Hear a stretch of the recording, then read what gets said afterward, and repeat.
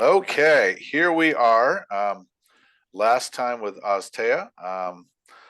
This is Croc 36. Gamerman is beside me.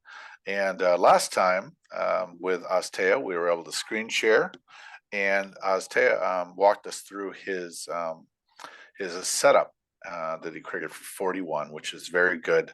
I'm working through the first, it's very different. And I'm working through the first um, turn myself. Haven't got through because I've been very busy at UPS. I'm supposed to be playing a game with Schultze, but fishing season started, so Schultze's gone AWOL on me. He likes his fishing in southern Pennsylvania. So we are today going to break new ground, and we are going to do. I was trying to explain to someone earlier. So in sports, you have commentators, right? Well, in esports, you have commentators, and welcome to the first commentators version of Axis and Allies. I've done some review of AndrewAAgamer's games. I've done some review of Arthur Romer Harris. I've even done a review of the first of this series, which was AndrewAAgamer versus Farmboy, and Farmboy won. But this is a different game, second game, and I'm not sure they've started a third game yet. But it's an interesting game, and you're going to see some good play. And Gamerman here is going to tell you why it is good play. I think you're going to see some unusual things, and I'm excited to start this sort of new chapter. Gamerman, is there anything you'd like to say as we start this process? Yeah, lots of disclaimers, first of all. Tons of respect for Farmboy. How can I not? He beat me and he did it like a gentleman recently in the Very good. championship game. Stakes were high. We both brought our A game. And I saw Andrew's interview and I told him also and posted on the boards. A lot of respect. Learned some things from him just from an interview. So those are my disclaimers. I do have, if I'm like a food critic, I have good things to say and I have some critical things to say. So that's all I've got to say right now. All right, I'm going to start the screen share, and we're going to go with a bid. Now, you will recognize that this is a bid game. So if you are playing without a bid, you're going to feel a little disconnected here. Participants can now see your screen. So, so I want to emphasize that the bids have grown higher. I hope that my interview with Andrew actually helped that to happen because I thought it was necessary. And we have a 60 bid, I believe, and the bid went to one fighter and one mech. Let me actually pop this open again. And I'm going to scroll through. This is one Russian fighter, one mech, and that is, let's see if it pops. One fighter went to Russia, if you can see in the middle there. One mech went to Volgograd. Okay. Then for the Chinese, we had two infantry, and one went to Yunnan and another went to Quichao. Okay, reminding you that bids can only be placed where there are already troops and only one in the territory. The British, one fighter, a huge investment in the British, two infantry, one mech, three subs, and one fighter. Let's see where they put those. $2 left over. I think that goes into someone's coffers. One fighter for Scotland, very normal bid. One sub for 98, also very normal bid. One for 91, right? Just this is all very, very usual. One for 106, one mech for India. That I don't see as much. And one infantry for Burma. I don't see that as much. And then one infantry in West India. I've never seen that. Gamerman, is there anything you'd like to say about the bid? Yeah, I'm glad you asked. It is a solid bid. It's really pretty much brilliant. You know what he's going to do. And so does Andrew. It's the old Union strategy where we're going to suffocate Japan right away. The Russians are going to fly down. That's what that bid plane is for. I think there was mech in Stalingrad as well. That's right. Couple ground units in India. He's going full on Union Gambit right out of the gate, and there's no need to hide it. And I will tell you that Andrew, in reading some of the threads, he learns. He saw this. Andrew's seen this. Andrew's prepared for this, and we're going to see that he's prepared in a pretty good way. Yeah, exactly. Yeah. So you can fool a person once, but you got to be careful to play the same thing 2, 3 times. So and Andrew, after my interview with him, he was playing a lot. I mean, there were challengers galore. I don't know if you kept an eye on that, but man, people were just lining up to fight him, and a couple got the better of him, and he changed his strategy and got even better. So the first purchase by the Germans is 10 infantry. Now a lot of times I see a 7 artillery build for this is obviously a very solid, what I would say is a solid build. I would say it's a long game build. This is not a short rush, try to get Moscow done by 7, by 6. This is a solid long game build. Any thoughts on this build from you, Gamerman? Yeah, and I'd like to act like I don't know what's coming. So when I saw this, I thought that's solid. Obviously, he's not going with fleet right away. 10 infantry can help you charge forward as well as just hold your ground when it's time to stop. And remember, Andrew said in his interview, favorite piece is infantry. He Sure. knows how to push them. He knows how to use them. Excellent, excellent. So, so I want to focus in this game on unusual things. So I'm not going to show you. We're going to try to make some good progress tonight. My goal is turn 8, which is pretty ambitious. So we'll see. That's awesome. Yeah. So 110 went as expected. Mhm. 106. There wasn't a lot to complain about. One sub died on both sides. Destroyer bot died. Transport 1 sub. So I'm going to show you the only battle that I thought was interesting, and then I'll show you the results of combat. I'm going to show you the right side. And I do think this is a little unusual, and it deserves a little attention. So pretty bad dice rolls for the Germans right off the bat. Not great. I mean, look at the threes and fours.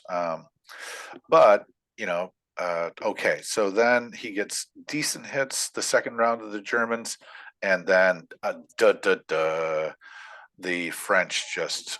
I mean, the threes and fours never hit the whole time. And so I think this is noteworthy because you're going to end up with a larger German force being left. In fact, unusually, there's a German infantry left. That makes a difference. That nullifies part of the bid, in my opinion, and that's the only reason I would note it. And then, yeah, that's about it. Let me just I gotta stop you there. You'll let me do this, right? absolutely go for it. I thought Yugoslavia was significant.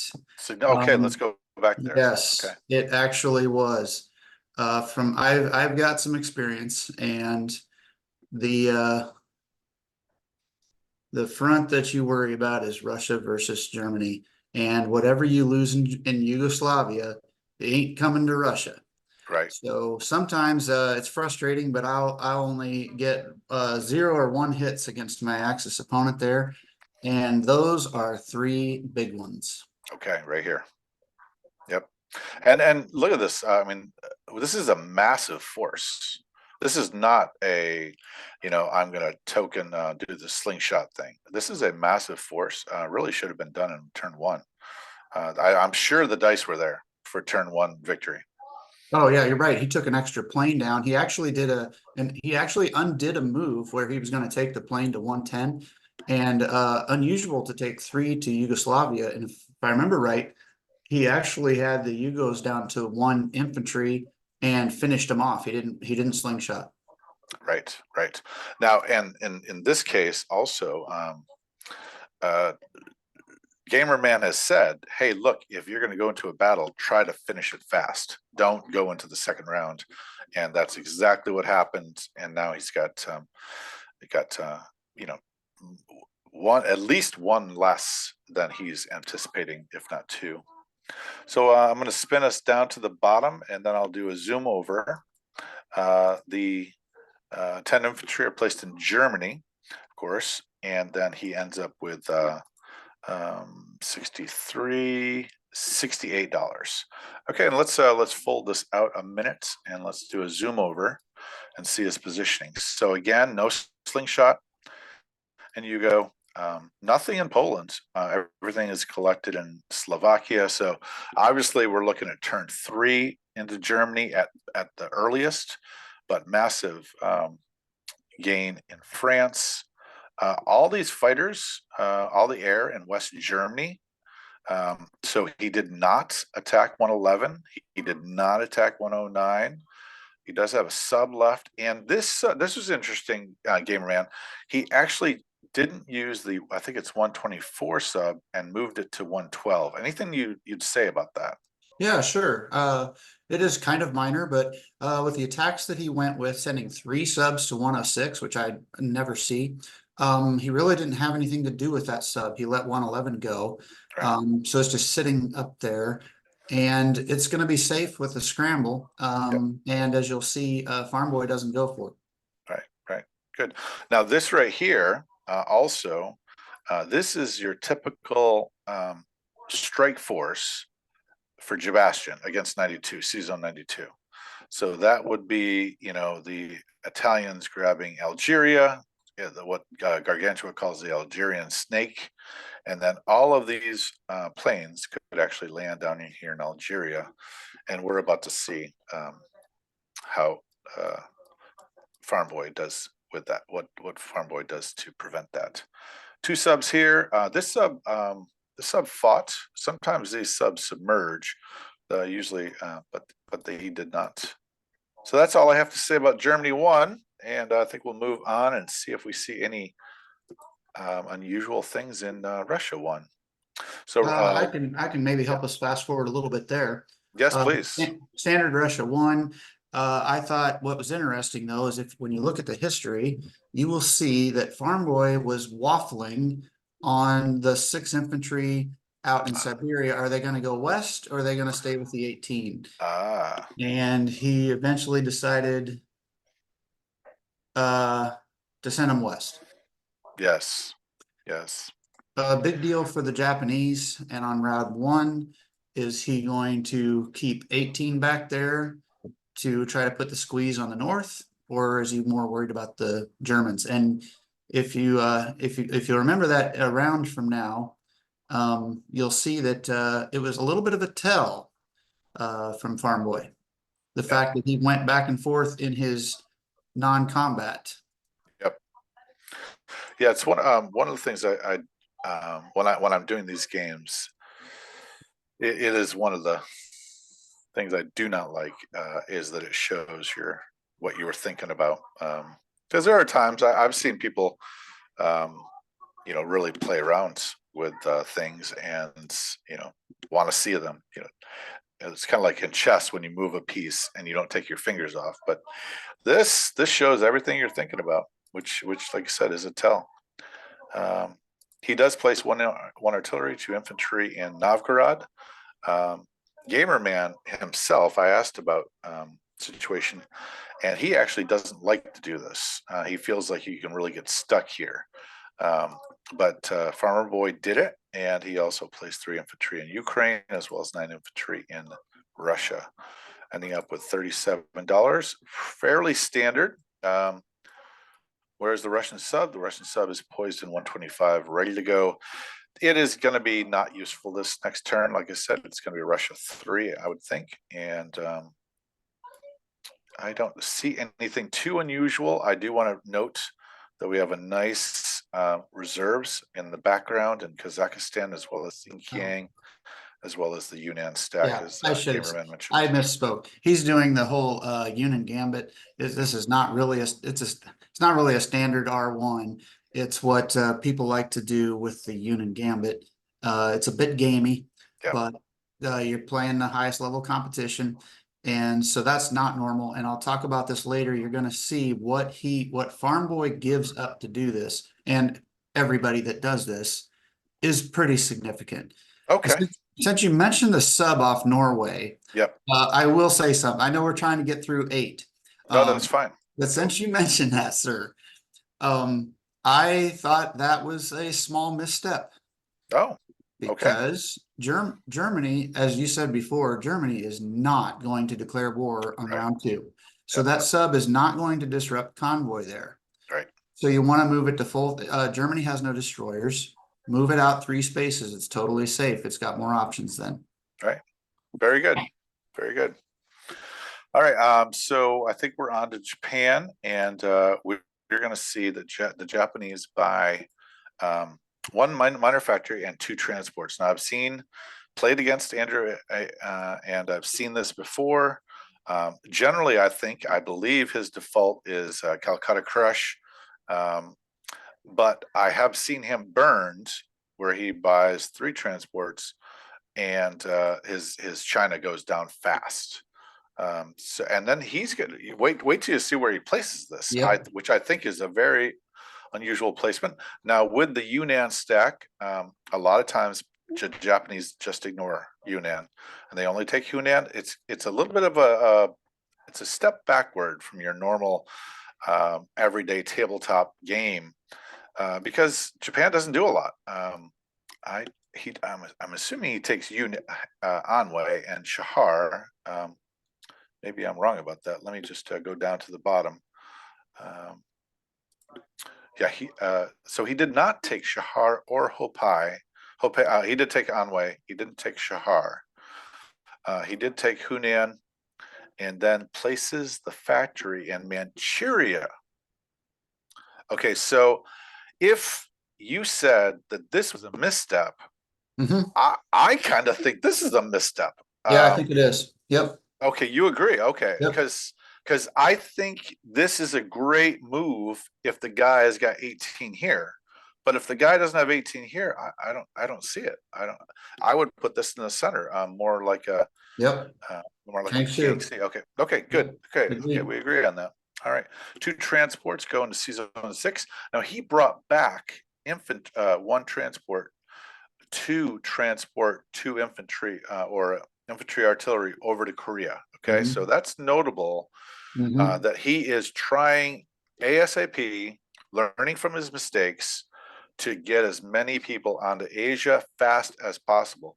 Because later on, when the Americans are building lots and lots and lots of stuff in the Pacific, he's going to say, I've got enough stuff in in coastal China, which that's how I read it. He's also bunched up, of course, in 36 now. Unusually, I think these days we do Yep. not see Carolina as naked as this. Nope. Normally, we see a little more buildup, so that's a little bit unusual, I think. Uh, and this is obviously the other thing that's odd, I would say, is these planes. Yep. Now, the planes can hit Yunnan and they can hit Manchuria and they could even hit Amur. But I still think they're unusually placed. They're certainly not as, I don't think they're as mobile as, well, the fleet is out of place if he wanted to go back to Caroline. So, anyways, I feel that he might be in experimental mode. What's your thoughts on this? I don't know about the experiment. I think you pretty well said it for me. I'll say it a little bit different. The transport from zone 20 up to 6 is a big deal. One, it is smart to get those extra ground units off of Japan onto Asia as fast as possible. And he's clearly worried about those Russians. But that combined with naked Carolines, he might as well say across the table, I'm not going to attack until J3. Ah, very good. Very good. Very good. Yep, you're right. Which, by the way, would leave open a British 2 and a British 2 if a little bit more open, at least, I think. As far as the money goes, he is at $38. So pretty normal. Can you do you see any reason why I mean, is he so concerned about Japanese infantry that he doesn't go for Chahar? Oh, yeah, it ties one up. If you move one in, the Chinese will go after it with two and maybe win. And I'm glad you said that because every Japanese infantry is so valuable that's down there in the south. And I do not like him taking two infantry into, is it Hunan? Yeah, I actually don't like that. He loses them both. He trades two for two. And you've got all the air support with Japan. The Chinese, that's small, but it's those small things that'll kill you. Yeah, good. And we are going to see some, I think, some expert skirmish action in China. I mean, just championship level Well, skirmish action. I'd like to insert something else there too, Yes, please. please. Right, you're in a good spot there on that map.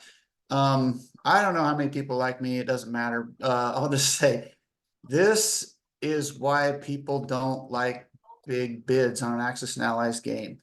This gambit, is pretty effective. It really frustrates and suffocates the Japanese right away. And I mean, that's just not what was intended for I mean, it's some natural. And now, and like you said, Andrew has seen this. You can tell it because look at Kang Sai and he transported a lot to Guangxi appropriately and smartly. He Yes. knows what's coming. He's centralizing his forces down there. That's why the factory in Manchuria is a head scratcher. But I guess my main point is this bid, the 60 bid can really warp a game, and you're seeing that right from the get-go, and that's Yep. smart play by Farmboy. That's what you do. Yep. And I would counter that only slightly and just say that historically speaking, this the Japanese did not get a lot further than one more. Yeah, They got into absolutely. Yunnan, they got into Quichao. I'm not sure they ever got as far as this stuff. Maybe a little bit into Szechuan, but they did not penetrate as nearly as deeply, and it wasn't nearly as profitable either. But anyways, let's get back out of history before I I get like into that. No, that's good. of course, you know that BBR makes this impassable right here, this whole section, except for a top part of Kansu. They can be crossed only by infantry right here, infantry here, and then here's where tanks can go through. Anyways, moving on, I'm just going to go to the end. The Americans purchase 2 carriers, 1 destroyer, 1 transport. Now, the only thing I'm asking is where are these forces going to be placed? And and my the big answer is 1 destroyer goes and 1 transport go into 110. Now that's and then 2 carriers in 10. So let's take a look at the board real quick. Now we have 2 German subs. So in the unusual case that he was going to declare war, which, excuse me, we've already seen he's not going to declare war on Russia turn 2. But if for whatever wild reason, I kind of think this is a little unusual. I'm not sure what he's thinking here. If the Germans declared war and he got a lucky shot and the plane missed, we could see a $15 loss. So I thought this might have been a bit of a misstep. Any comment on that? Yes. Am I wrong here? Yeah, no, I jumped forward to the placement too because he bought 2 carriers, and I thought, oh, is he putting 1 in Eastern and 1 in Western? I like to do that. No, they're in Western. Then I go to Eastern. There's a destroyer and a transport. Where's the cruiser in the transports? Missing. Where did it go? Okay, so Go down go down to went down. Samoa. Very unusual. I've never seen this before. He goes to Samoa. He has the guys on board, cruiser. So I thought the cruiser. I mean, I could see this if he's maybe eventually, obviously headed down here. Very likely most of the time I'm going here in the middle and just the 2-step to Hawaii. 28, I think it is. So this was, I thought this was unusual. I would have said it's a misstep, particularly the cruiser. But you know, it's early. He's not at war. But I do not understand why there's not another piece That's here. a good There point too. should be another piece in this area. Okay, so let's pretty normal that he puts the plane in Guam. And I believe the Philippine boats go and the Hawaiian boats go to 54 loaded transports, and the rest go to Hawaii. Good. All right. So then the Chinese. Here's where I think Farmboy begins to shine. I would say now all of these battles. I'm telling you that no battle from here on out will be a battle in which more than one or two troops are lost. And I believe, if I'm correct, that $8 is the most you will see for. There's this thing in if you look in the right side and you look at combat, like for instance this one right here. If you go down, it says TUV for attacker is 3. So at no time in the next 8 rounds No way. does this go above 8. And normally speaking, it's 3 or -1 or 0. I could be wrong. There might be one sea battle where something happened, but I believe it is mostly movement of troops and skirmish actions, which I think is just amazing. So there was only the battle in Hunan, and again, you'll see that there are two. The Japanese soldier was lost, and that's it. So you were right. Two soldiers died at the price of Hunan for a buck. He places 3 artillery in Szechuan now, and then he has the Burma Road, so he ends with $17. Now, it is my opinion. You can obviously you can disagree with me, but I do not like an artillery build in this situation. I would rather our infantry myself. I think the strength of this area is combined forces and to sort of get there and then hold it. It's my opinion. I see people buying artillery all the time. Any thoughts about Yeah. this disposition of troops and the Mhm. purchase of artillery? Not a strong argument against you, but I just chuckle Oh, because go for it, please. it's almost the whole reason this bid is done is so that they can get those sexy purple artillery on the push button.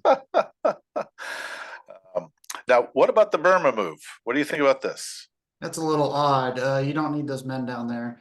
And I think the fighter is safe on Szechuan. I mean, he's worried about an air. No, they can't be airstrike. I don't know why. Okay, so you know, obviously I've looked ahead, and I've Yeah. seen this done before, where Hmm. Burma becomes this backbone, and instead of Yunnan being the stack is Burma, and you skirmish in Yunnan in India. The problem is that when you skirmish in India, he's taking $5 every time for the bonus. But the Burma, I could call it the Burma spine, is I think it's even more powerful than the new Yunnan stack. But let's keep going. The only thing I can think of is the 2 transports from 36 could make it over, but that doesn't make sense. Yeah, good question. I'm not 100% sure. I suppose I could back channel Farmboy on what he thinks about Burma. Have you seen the Burma move where you stack a lot of Chinese in this? Well, not in this situation. I don't have much experience with this unit bid. I started to see it when I quit playing out of the box a number of years Right. ago. So I haven't You're seen the sure. finesse. No. Gotcha. This happened with I believe it was Arthur Bomber Harris. I could be wrong though. I reviewed one game where there was a huge number of Chinese troops in Burma. Let's keep going. One airfield is purchased by the British and 4 infantry with a remaining of $1. and the Pacific builds an artillery and 5 infantry. That again, I would have gone with a mech myself, sort of rush to the front and hold a position, but I know that's unusual. So in these battles, so maybe the initial battle. Okay, so here we're going to see 15, I believe. So that is actually the unusual one.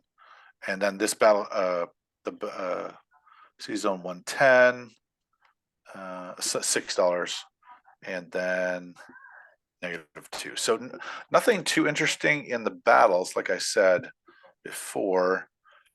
Airfield goes in Gibraltar, and 4 infantry in UK, and this is nice money, $36. That's fairly normal. And then the units in India. And let's take a look. Let's zoom the board a little bit just to show his disposition of troops. Now, this is what jumped out at me. I don't know. I don't know what's going on here. Why keep these guys here? I'm not 100% sure. He did bring troops over to activate Persia, so I guess he doesn't need them. But a lot of times this battleship goes to 54, and these go to the Horn to make their way into the Med. This is normal. This is all normal. And then I like to keep 3 troops in Malaya. I like the effort it takes of the Japanese to dig them out instead of a walk-in. Keeps the fighters over here, does not send them to Tanganyika or to, bunch up in British Somaliland with 2 infantry. So, keeping this really strong, and obviously the Chinese are telling us the same story. Burma and India are going to be, he's going to hold them. Let's take a look at this. The Horn, completely left alone. Nothing done. Egypt is somewhat, bare bones. He's not going to attack it, but he does leave open the possibility of tank, mech, and 6 plus bombardments. So, that's 6 grounders plus 1 bomber and bombardments. So really could cause some damage.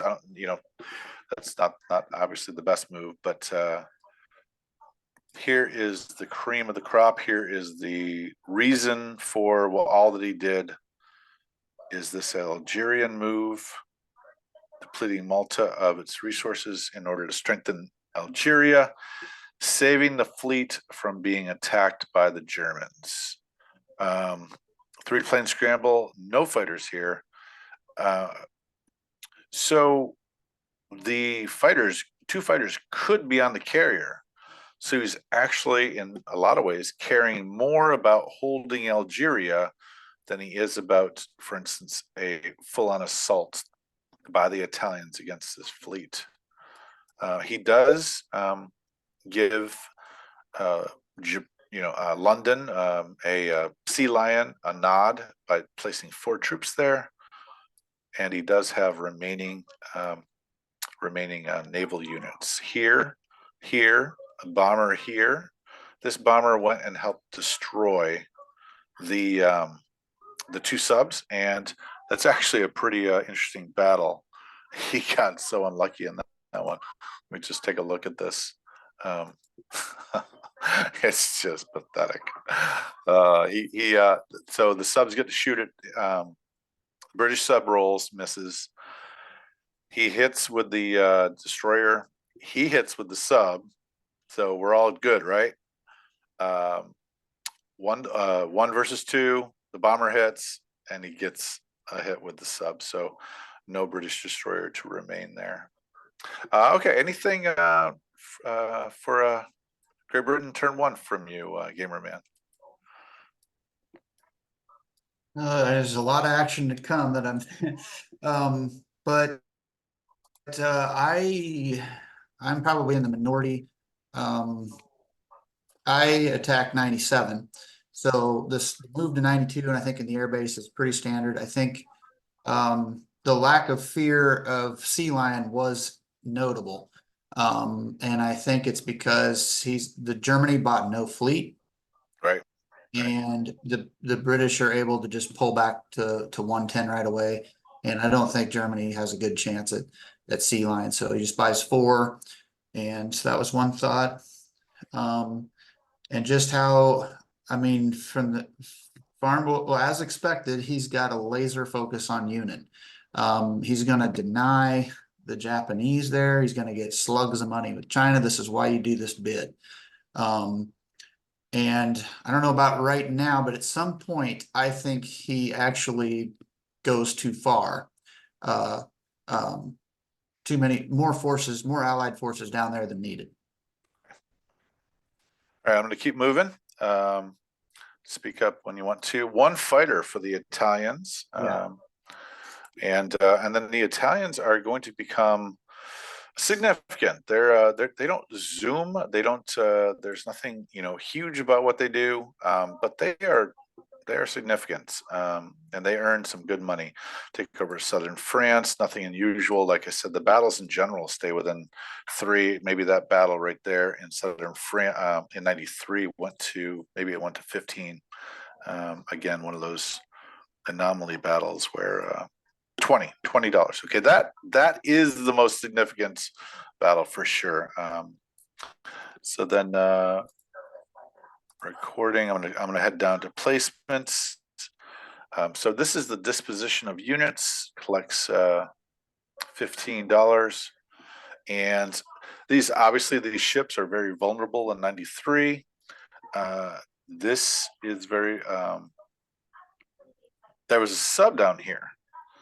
So he went after the sub and threw away the cruiser and destroyer. I think that's a little unusual. Yeah, I was gasping for air. Yeah, I wouldn't have done that. No, That's also I thought the fleet to 93. yeah, But then I realized later, I saw, what was going. So that's another one of my disclaimers is coming in from the outside. sure. Some things look very strange and they're actually brilliant, or there's a good reason for it and you don't know what it is because you're not in That's the right. thing. And so we learn on, I won't do this much. Besides, I only went through a little more than 2 rounds, so I can't spoil too much. But the UK leaves the 93 fleet entirely alone. It's got a flaming battleship that's going to be repaired for free, and he leaves it alone. And the reason is, and Andrew probably knew this, those planes gotta go to Egypt to protect Egypt this next round. So the the 2 ships to Malta is baffling. Farmboy hits that with every plane in the RAF. These Oh, the transports are 4, dead. Yeah. those transports will die. And then he did place 4 here. Interesting, really interesting. This is going to become a landing spot for a lot of resources as they pour into the region. Yeah. So a little Right. bit of and then he's surrounded, right? I mean, look at this. And I love that. So I have a love-hate relationship with this I-1. The surrounding, it's like a traditional Axis and Allies logic is, oh man, you don't give up those 4 units and those 3 units, he'll crush them. Well, here, Britain can't hit. Here's the thing, he has no aircraft there. Yeah. So he can't hit any of the aircraft off in Algeria are out of reach. He's got to stay there. And so the 4 men in Transjordan, it's like, okay, well, he's surrounded. What happens on G2 is shocking. I won't spoil that right now. But you'd think you'd drop the 4 men in Alexandria if you're gonna throw your transports away like that.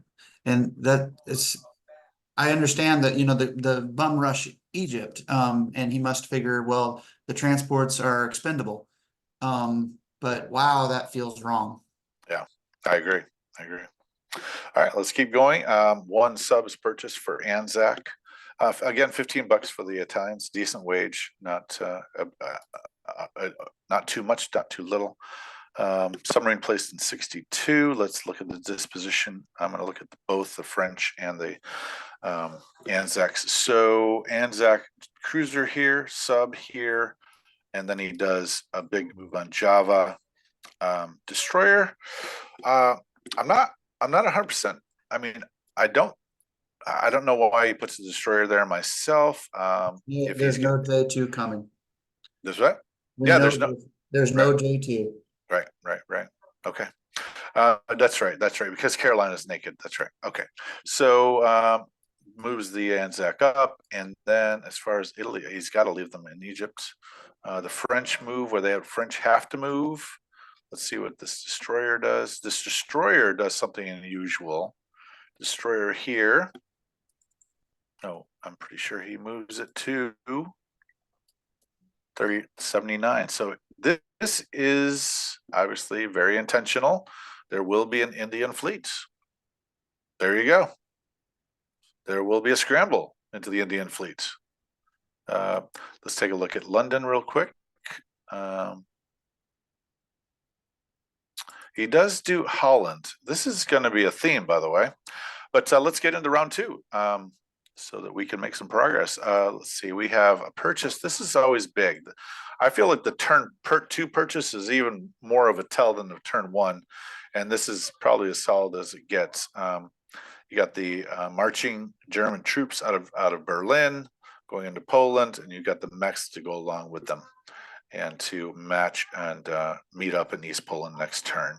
So solid. The 2 infantry build here.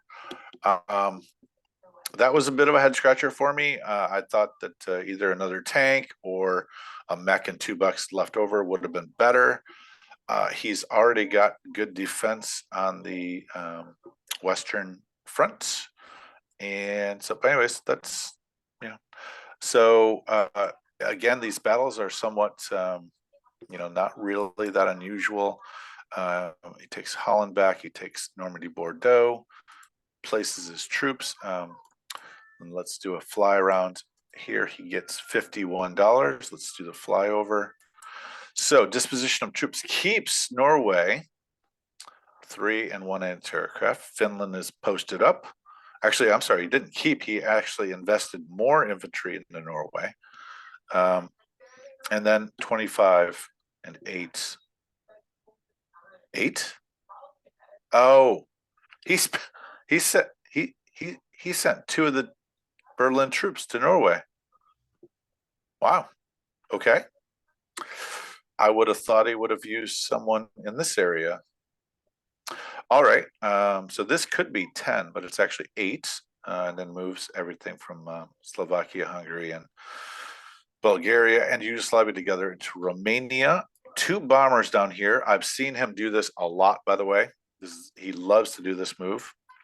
Dominate the Med with air power, overshadowing air power. Where are those planes?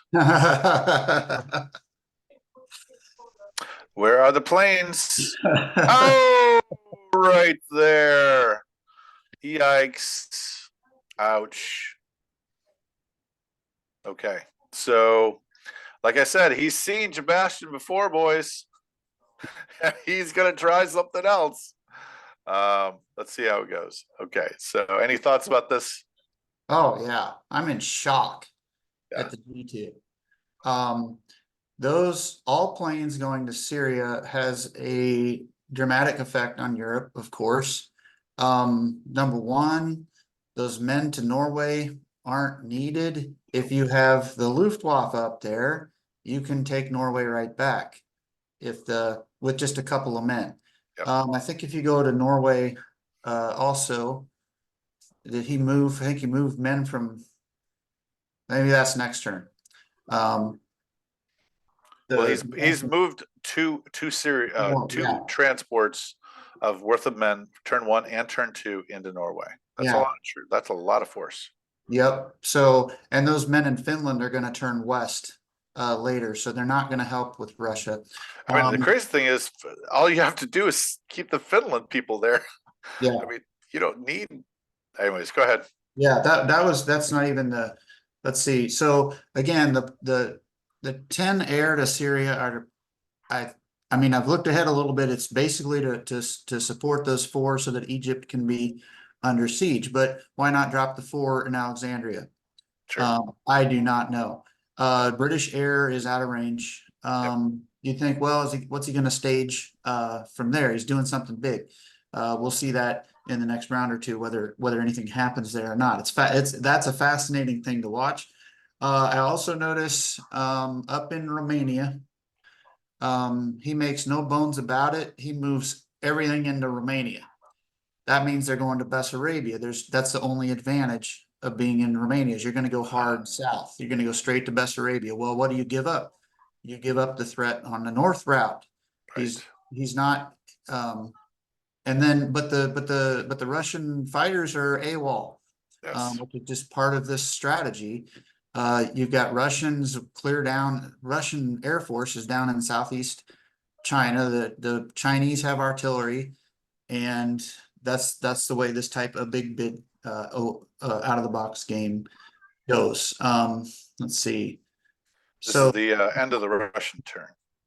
yeah, so the throwing away the two Italian transports, throwing the Italian fleet out there in the mid when you're going right into the teeth of the UK, that gets my attention.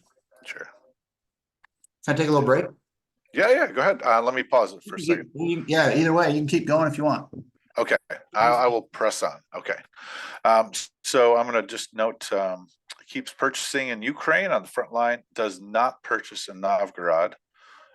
Forms up Belarus and West Ukraine Bryansk forces brought forward, and the fighters and diver from China brought back. Let's see what he did with the ground units there. He posts them up for a counterattack, a reserve unit into Yunnan if he wants to go there, or into Quichao. What does he do with the northern route? He brings back 6. Now this again, I think could be considered questionable, especially if you're going to put so many units into the Yunnan stack. Why not keep those 6 in Bryacha? So that is $37. Okay, let's go on with the Japanese. Japanese buys 6 infantry and 2 transports. Again, this screams to me Calcutta Crush. He's already got a lot, but he is taking the time before the Americans get into war to invest in Asia. And it's not another factory, it is transports. Okay, so the battles are somewhat inconsequential. He's going to walk into Yunnan and Hunan. And let's take a look at where everything gets placed. 2 transports placed in C Zone 6, and 1 infantry, 1 armor, 2 infantry in Manchuria, as well as 4 infantry placed in Japan. Let's take a look at where those 6 infantry went. So they went here. And let's take a look at this. Okay, so this is a power move, obviously. So how much do you want to put into Yunnan or commit to Yunnan when you've got a large force? 6 planes, not 6 planes, as many planes, and 2 destroyers. No bombardments here, so feels a little fake to me. Both transports are not loaded, so this is a little unusual, I think. And I'm anxious for Gamerman's comment on this. So the 2 for 2 transports means that he's not actually going for Calcutta. He's going to grab the Money Islands. But on the other hand, he can't grab Java with the present condition. And he could grab all 3 of these with the transports here. So I guess my question will be Java. And there's a sneaky Carl possibility. So he leaves some infantry on the transports. 1 on each transport. So he is looking to grab the Money Islands, not to endanger India. So I was just going over a Japan move, and he makes how much money? I believe it's $40. Okay, so I was just going over this preparation here. This force deployment here is particularly interesting. Um, Obviously, he's looking to grab the money islands all in one turn. This is 2 transports, but only 2 infantry. So he's expecting to place them in the free areas, Borneo, Sumatra, and Celebes. Um, he may be preparing the fights for for Java here with these transports, and of course Philippines. The fight for Philippines will come from these transports and these infantry. Meanwhile, he builds up his stack in Manchuria, finally takes Har and moves to. Okay, so the planes are 3 and 3. So again, I guess just to be able to say, hey, if you move back to Amur, I'm here. But to fork Yunnan and maybe even Szechuan. Obviously, a lot of ground pressure on Yunnan, ready for a fight and a scrape. Caroline remains naked, so obviously, I mean, at this point in time, I wouldn't even be surprised that if he let J3 go by. But yeah, he probably wants to grab all the money islands next turn. Your thoughts on the Japanese moves? For Japan, this is where I'll bring up my map here too. I like how he's got the power at Anhui, Hunan, Guangxi. Yep. This is a man that knows the Union Gambit, and he's taking that area seriously. He doesn't go off on adventures with the money islands. He doesn't declare war on the allies. He's got to focus on China, so that makes sense. The only other thing, that's the only major thing I had there. I'd really like to take you back to Russia too. Remember, I love. Yes, please. All right, Russia 2 back here. Where do you want to go? Okay, let's see here. So I do not like the 3 mech and the 2 tanks that are in Saikang. Maybe they're needed for the sure, he's got a good reason for it, but it seems like there's enough allied force and you're giving Japan enough. This is clearly a KJF. I've never even really seen in Global 40 that you could really go after one side or the other. It doesn't usually, but with this bit, remember the transport to Samoa, that is saying, I'm gonna bring you down, Japan. Just that one transport. Sure. So the Russians in Saikang, that makes me uncomfortable. You're gonna see when Germany 3 comes up, kind of how those planes, and even the planes he brought back to Samara, if you go back up to West China, you're like, oh, okay, those are back in Russia. Well, they're not very helpful because there's no air base there. They can't hit Leningrad next turn. If they do, they'd have to land in Belarus. That's 3 spaces to Leningrad. Sure. Then they'd have to land in Belarus. You'll see when that comes, he can't do it. He's only got 1 plane available for Leningrad, and that's a problem. I'll save that. The tanks and the mech they're not threats. They're not with their army. They're off doing gadget plays down in China. Okay. And right. Let's see. Had a little bit more. Now, if you go to the Siberians, I don't know if you already did. He's got 6 going west now. Yep.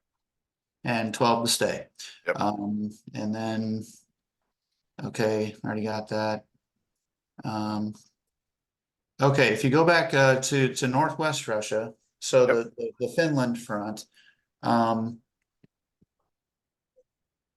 okay, so this doesn't turn out to matter against Andrew's strategy, but I almost always will have the fast units in Belarus and air support and a few units in Leningrad for the purpose of stalling out the Scandinavian force from entering Russia. So you can look them off. And here it wasn't necessary because Andrew's worried about Norway. The tactics he's going to use to defend Norway. So anyway, I don't like the Russian tanks and planes away from Russia. Do not like that. You do pay the price for this Union Gambit. So all of the pain and the anguish that Japan is experiencing, and they always will with this strategy. Sure. Russia's given up a lot. The North here, like you said, I mean, in a lot of ways,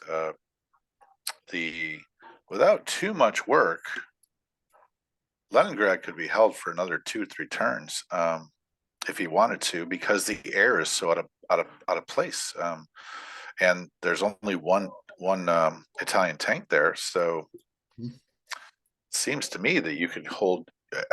I feel like this was a play that was, part of his normal play, and he didn't actually assess the situation where these forces could be held off. I don't know. Yeah. Okay, let's move on. Thanks for going back. Thanks for going back. Yeah. Let's move on to the. We mentioned the Japanese. Let's go to the Americans. Carrier, destroyer, fighter, 2 subs, 1 transport. Okay, and then we're going to move on to the placements. And again, where are these placed? 1 carrier, 2 submarines, and 10. That's the West Coast. 1 fighter on the East Coast. Well, thank you. And 1 destroyer and 1 transport placed in 101.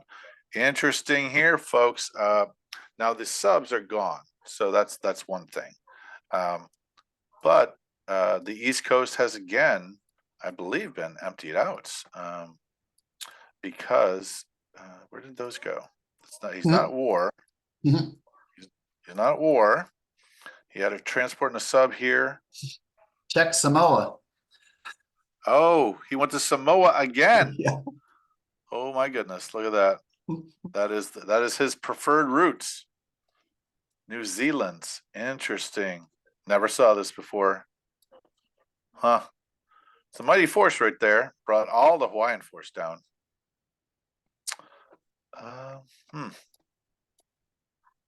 First turn purchases and an extra destroyer left behind. Scrambling fighters are the same, but Japan is, Japan season 6.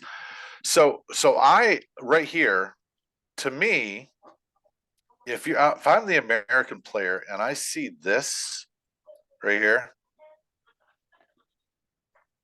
what I don't understand why you go to 54. If this is all piled up in the south, there's no sea base. He can't even reach back to season 6. If he's going to protect the transports, he's going to spread these guys out. Season 6 is wide open. Yeah, you can't get any of the fleet. Why would you go south? I mean, literally speaking, that fleet right here is going to capture the sea base, but even then, this is going to take 2 turns to get back. So I'm feeling like the 54 move is the wrong move here. I feel like it's playing into his hands of this is where I want the fight to be. Come and fight me. And I feel like this is, Caroline, and then season 6 is where I would want the fight to be. Caroline and season 6. We're going to see a little bit of that later on, by the way. But anyways, that's what I see. I feel like the Japanese are dictating the game when they don't have to. And of course, the Samoan strategy, like you said, this does indicate he's going south. All right, let's keep moving. Unless you have something else to say. Burma Road. He loses the Burma Road because he doesn't own it. Purchases 5 infantry. There's a battle in Yunnan. Nothing of note. Collects $17.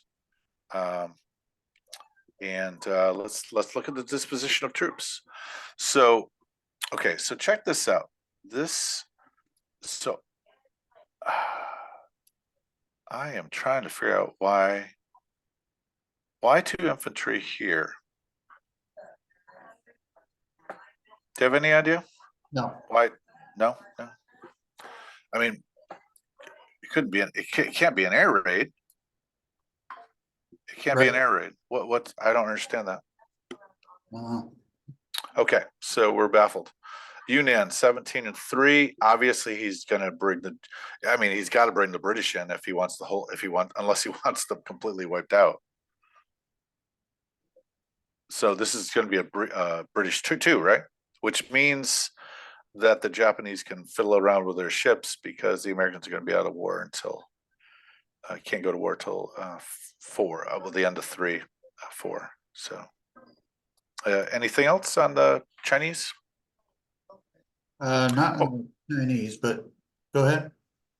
I was just going to say he did buy infantry this time. He did not buy the shiny. Well, he couldn't because Yunnan Oh, lost. yeah, he would if he could.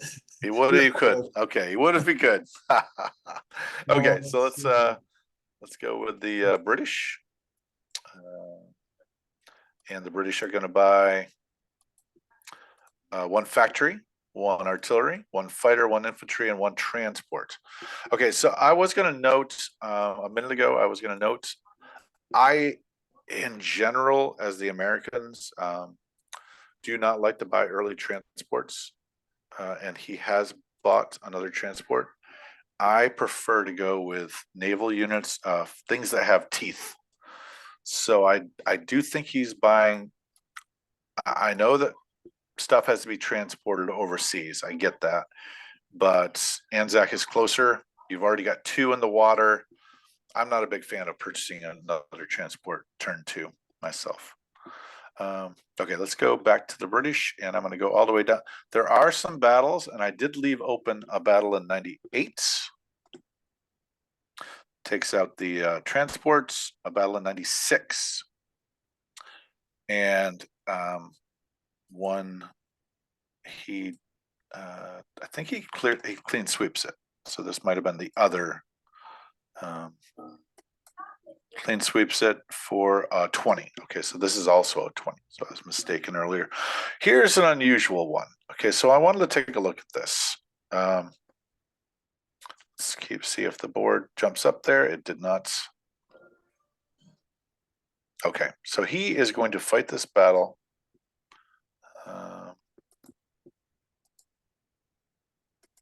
Here it is.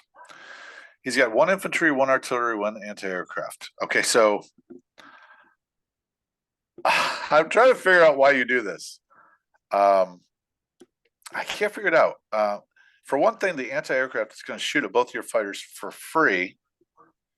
You're putting 4 infantry out there in Holland, exposed on 3 fronts, not to mention 20 units, not to mention a transport. Oh, this is a huge move. I do like this move, the 110 move. I do like this in the sense that it opens up this front, and he has to create the Atlantic Wall. These 3 look justified right now. They look like, he saw something coming.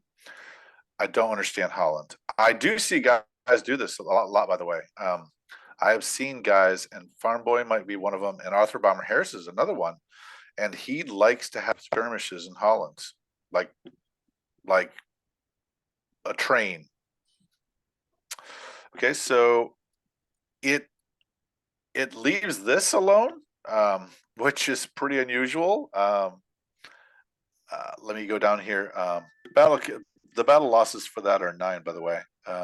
So that was more He than I escaped said. the Um, AA. battle in Iraq 3. I want to go to placing units. Unit 70, transport in 71. Infantry artillery in Union South Africa. Minor factory in Persia. I'm not a big fan of that against Arthur Bomber. Against AndrewAAgamer. He loves this area. And look at this. I mean, I'm a little confused. He did take Iraq, which of course he did lose some troops in the battle. 2 infantry lost in Iraq. Now, obviously, he would have, if he hadn't attacked Iraq, Iraq would have become a rock, a ROCK, rock, because he would have then landed those airplanes there, and all of a sudden you've got, a bastion of ally. He's already in the oil fields. So I understand why he took Iraq, but uh, um, he places a factory in Persia and a fighter in UK. Ends with 33, 5 infantry in India, loses 5 to blockade. And let's take a look. So he moved in, declared war. So I think that's unusual. He is gonna, I think, hold the Japanese off, and he does have reserve units. So this looks a little smarter right now with the B2 UK2, only in the sense that if there's a tanker or a mech left behind, he could sweep it. And that costs some planes, right? Because you'll have to lose more planes in order to gain the ground force needed to resist this.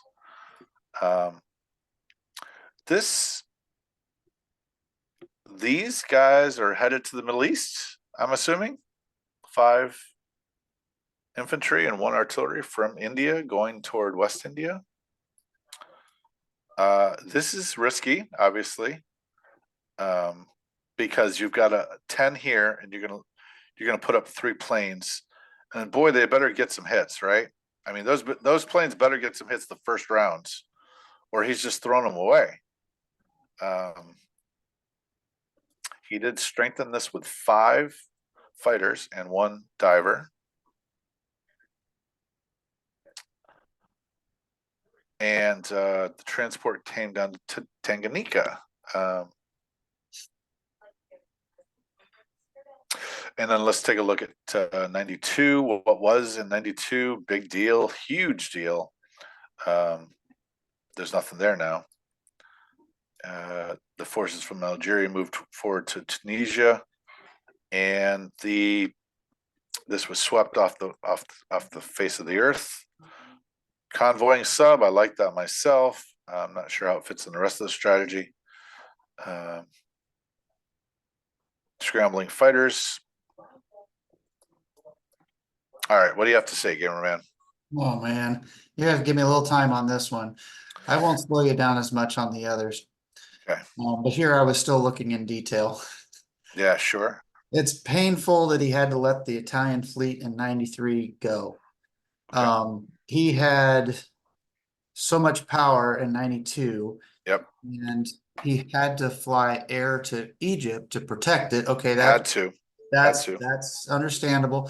But I think let's see, if you back up to where he entered UK2. Okay. Yep. Yeah, okay. So I hate this. Remember all the caveats I made? So now I'm gonna say I hate it. Those ships go up to 110, like we just saw. The 92 ships go to 110. Where they are not needed because there is no German air in Okay. Europe. Okay. So, I think German air can even reach 93. I guess the Italians, but I just hate leaving that Italian fleet there. And let's see, and we've got Holland. I want to talk about Holland also. I love that you picked on that. There's the AA problem. He's bringing up 4 bombardments. You got 2 transports. He had 2 ground units and an AA on Holland. Yep. So I just knee-jerk reaction. Don't you hit that with bombardment, land a couple guys, maybe fly 1 plane over, but why let Normandy go? Yeah. And land on Normandy, you've got 1 man in France that can attack you back. I guess the Italians can get in there, but I'd hit them both, and not fly 2 planes over Holland. So I had to say that. Sure. I Like I said, I've seen it from other players, so maybe there's some brilliance there.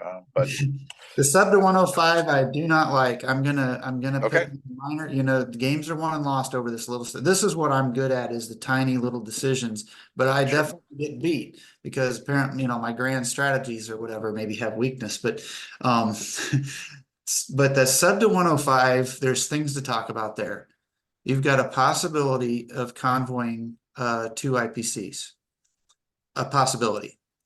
Yep. You could have just taken Normandy and stopped the factory. You're going to see on G3, he builds on that factory that you just Yeah. left. Sure.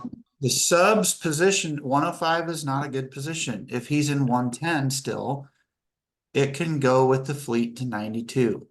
Gotcha. 105, you can't do that. So you're giving up a subs position for the chance of maybe getting one or two IPCs, maybe none. True. So I don't like that. A lot of players do it. Let's see. I think on the factory placement, like you said, you put it there. That's just like a carrot on a stick for Andrew. He's going to go there. Yeah. He's going to go. Now you put a factory there. Now the Axis really wants to go there. Uh, that's why I don't use. Why wouldn't you put a factory in Egypt right here? That's what Uh, I'm getting to. Yep. If I why? ran the calculator, the reason you wouldn't put a factory in Egypt is because the Axis might take it right now. Well, they've got Sure. like a 29% chance. You got to build the factory in Egypt right there. Yeah. Let's see if there's anything else. And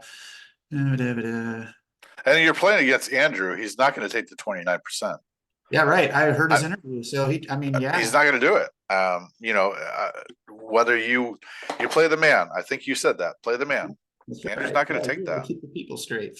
That's good. So, yeah, the 110, the whole fleet to 110, I don't know why. Um, I'm going to defend that real quick. Go ahead. And the only reason is because I have seen so many games where the North Atlantic is left wide open, and I'm actually playing a game versus Andrew right now, and I'm not sure. It might be like a dog chasing a car, and you're not sure what you're going to do when you get there. Um, but I have sacrificed a tremendous amount in that game in order to take away his transports, so he doesn't have a super amount of mobility. Um, and I've built up a fleet right there, and I just feel like it's this a stone on his chest, and I'm assuming that at some point in time it's going to come in handy. And of course, historically speaking, it appeals to me that you have the pressure, and it feels good to me right now with the Air Force being out of here. The problem is the Met. The Met is a mess right now. Well, he built a fighter on London also, like to get to a three fighter scramble. And did he Yeah, forget the that five was that fighters? was I what mean, in the he world? sports so bad right now in 110. Yeah, The Luftwaffe is gone. Make him pay. gone, gone. Why do you need a fighter up here? Uh, I don't know. Okay, let's keep moving. Sure.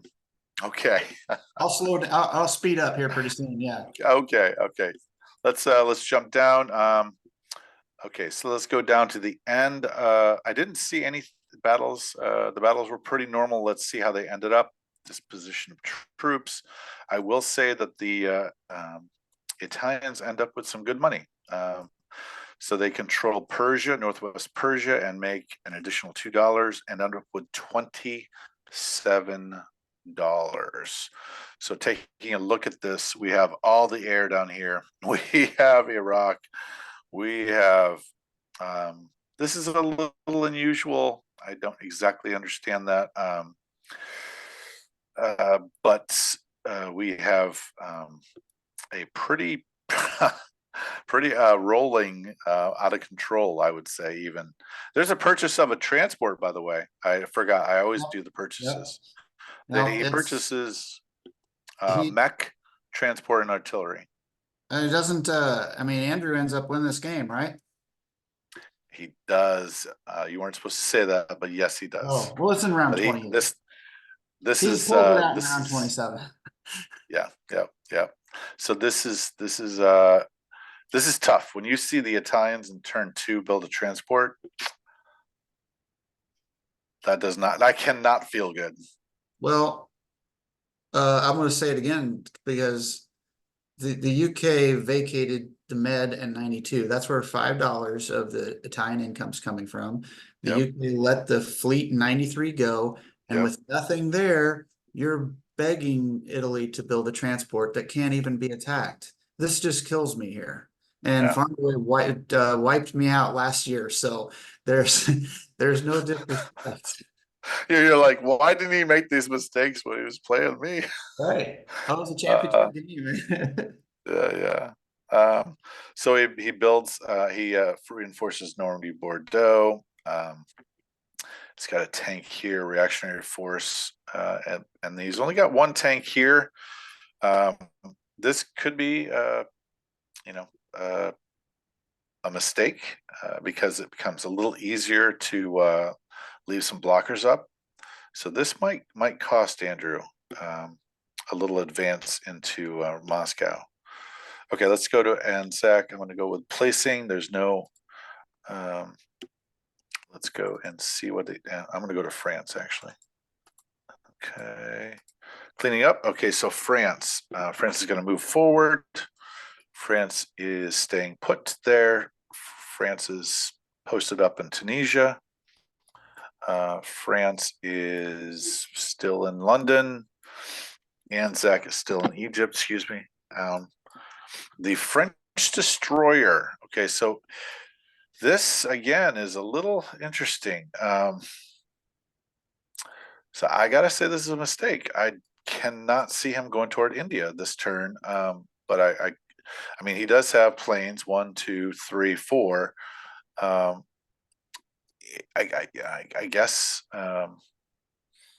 it feels like he's thrown it away. I guess he's trying to keep India, but I think Andrew wants the money islands, and the question is, could he? He can't get the money islands without using these two transports. So I don't know. Well, So what do you think? What do you think about that? yeah, no, I'm thinking like you until I look at India's bank account and it's 19. Oh, okay. And if he loses That's Calcutta, 26 bucks. the what? 26 bucks altogether. For the bonus, Yep. and that factory gets knocked down to a minor. That's right. That's right. Okay. All right. Good call on that.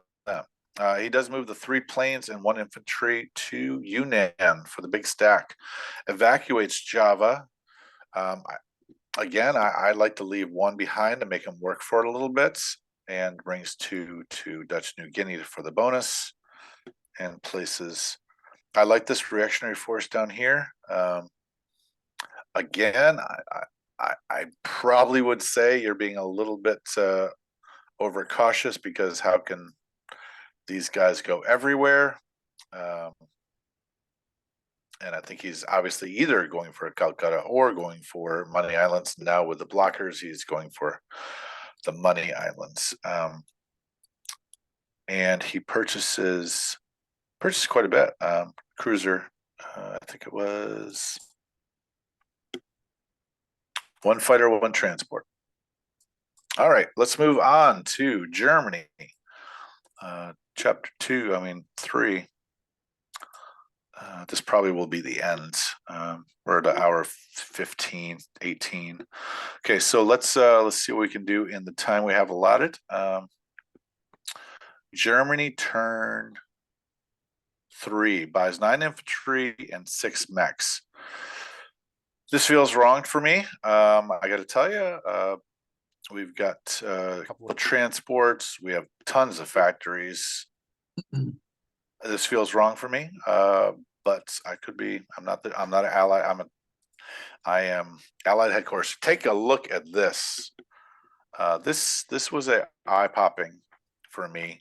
Thrown away a tech for mobility. So obviously he values that $7 tech, reinforcing Egypt more than he does that $11. And then the battle for Persia.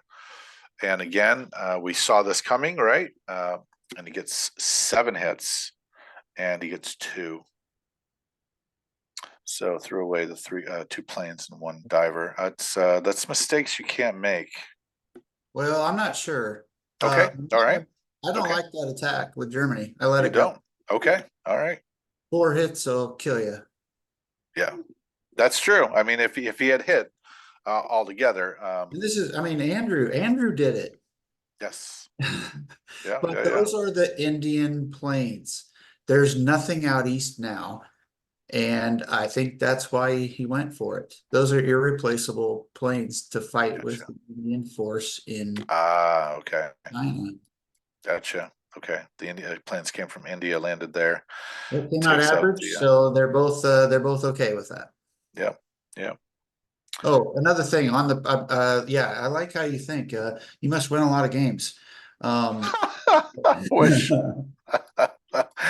The purchase, I'm an Allied player too. But I've dabbled with Axis, and everybody likes to just build maximum fast on round two. Like, we're gonna go storm Moscow as fast as possible. And I better watch what I say, because I mean, Adam's doing it with me right now. Yeah. But I looked and did some calking, and those mech that he purchased on G2 were not needed in East Poland. He's got the two-pronged attack in Bessarabia and East Poland, and he didn't need all those fast on round two. Now look what happens on round three. Oh, I need 9 infantry. Right. I think you send another wave of slow that you buy on round two, and he just didn't need the fast yet. Yep. Good. And now Good. when he does need the fast, he's buying 9 infantry for what happened and it should have been worse, like we went over. The UK, I think, really should have pounced on Western Europe more and bought a Right. transport, not a fighter. Yeah. Those are little big things. Yes. Now he's making good money right now. So I will say that. And Andrew is a specialist in trying to make some good money, and he is going to shoot way high. And that's what's really going to kill the Axis, the Allies. So he's making 52, and he did lose 3 to blockade. So that's cool on the from my perspective. He placed 3 infantry though in Normandy, Bordeaux. He placed 2 in France, and then 4 infantry and 6 mechs in the infantry, 4 infantry and 6 mechs in Western, but then undoes it and ends up placing only 3 in Germany. Now that communicates a lot. Yeah, that says a lot to me that there aren't more faster movers here in Germany, or at least infantry. I'm really I do some calculations, and it's basically I'm trying to outproduce Russia's trying to outproduce German investment in the Eastern Front. And this turn, you're going to see plus 10 and versus 3. So Germany produces 3 that are actually headed toward Moscow. Let's keep going. I'm going to just move on. So here we have the first battle that is a skirmish battle on the Eastern Front. He's going to do a lot of these. And again, this is a 6. This is a single unit that's TUV change is 3. So he's going to lose an infantry, and he's going to take out a tank. But he gets Novgorod back. Interestingly enough, I feel like this is too conservative.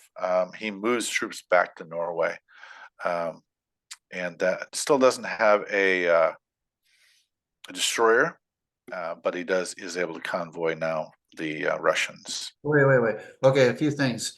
Why did he transport a mech to Norway by leaving the Danish Straits? What's the cruiser and the transport doing up there? There's no blocker. The British have a force in 110. They're just going to wipe that out without leaving position. I don't know. And all the German planes being in the Middle East and not really helping to take Egypt I don't get it. He's having to build infantry in Normandy right now and stack Norway with infantry because he has no planes. Yeah, yeah. I mean, the only thing I think about the Middle East strategy here is that he feels like this is $4 extra for $6 extra, I think, for both the Italians and the Germans, right? $2 bonus apiece. No, it's only for the One Germans. gets it. One gets it. The Italians will get it because they control. Oh, well, yeah, or it goes to the. How does that work? But it doesn't go to both. Really? Okay, let me just look. I'm just going to look at the. Yeah, sure. I'm going to look at the real quick. Objectives. Where's the objectives? You know what? They changed it. It's the objectives are somewhere I else. think I can bring them up on mine. Okay. I've got it. Okay. Uh, I'm gonna move down to the end of Russia. Russia's going to collect 34, and he is going to send a Russian fighter down to Persia to try to hold that factory. Now, the Italians only can reach that with a bomber, 1, 2, 3, 4, 5, and the fighter and 3 infantry. So obviously he's going to try to hold Persia and Egypt against. So all the focus of this game is drawing to this middle region that has been a bit orphaned by the move to 110. So let's go and see where the Russians are vis-a-vis the Germans. So you picked it. He does invest in Bessarabia, huge investments. The north is left a bit orphaned by the Germans, and the stack in East Poland for turn 3 is not particularly impressive. So if this were all together, that would be fairly normal, but then his waves are really deficient. This right here. So the Russian Navy is here to block, I guess, block entrance. He's still convoying. Do you like the retaking of Novgorod? Remember what I don't know if you remember what I said about that. It's killing me because remember the planes were in Samara because they'd been off in China. He had one plane in Russia, which he used on Leningrad. He took in 3 infantry to make sure he took Leningrad, but he would have only needed 2 if he had another plane or 2 where they should have been.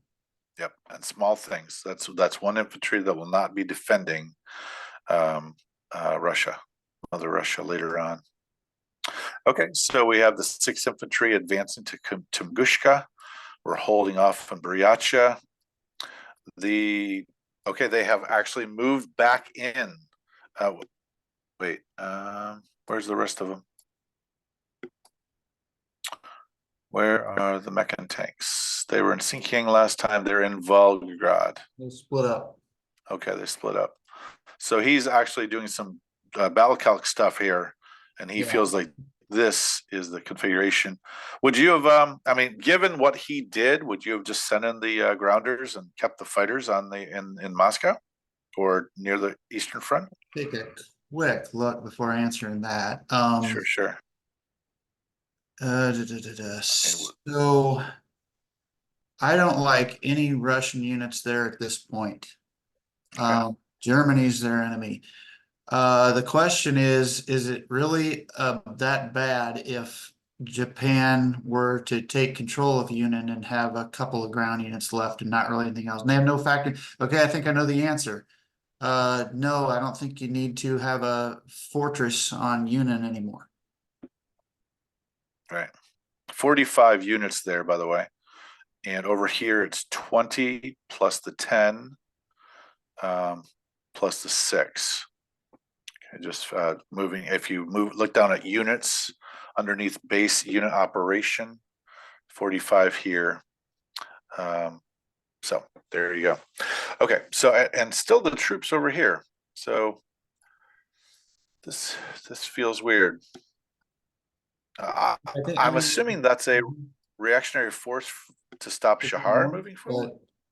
Yeah, maybe. I don't know. So I am one of the top out of the box players on the league, but I haven't played it for quite some time. But the reason I say that is I still have the instincts and I remember the main point of these things. And with Japan, you don't want them to get to India, and that's why Yunnan is so important. And what you cannot have is the Chinese walled off to the west, helplessly looking on, not being able to attack the Japanese, not being able to help the UK at all. Well, when you get to this position, they can camp in Burma, Yep. if needed. And all this is because there's 4 valuable Russian units there. I do not like that. Okay. All right.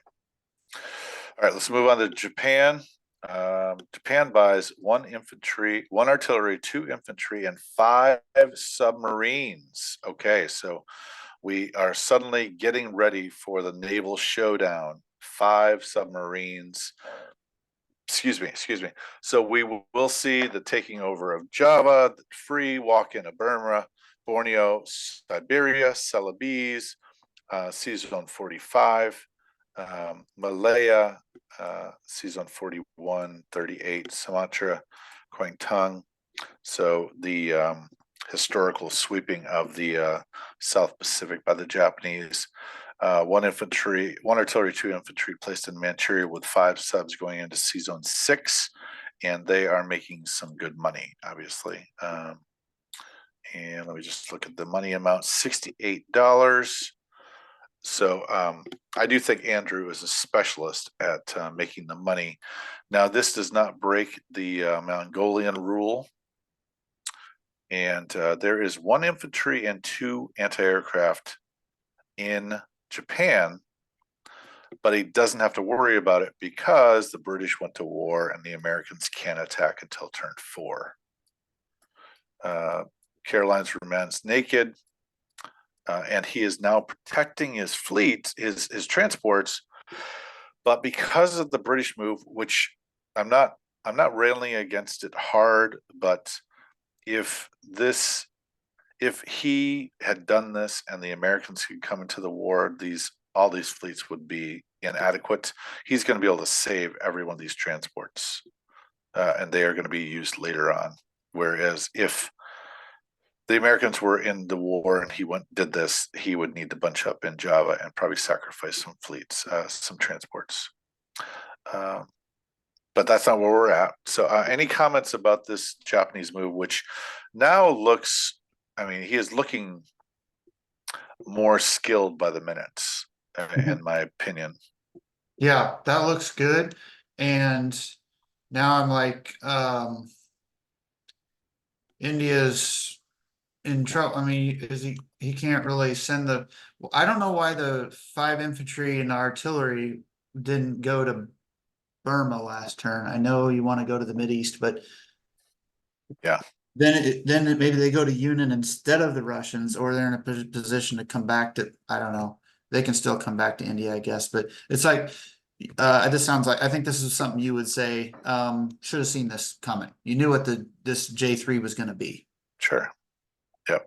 I mean, he was either going to India, but you blocked him. So he had 2 guys on 2 transports. That means he's going to drop them off each in one of these territories.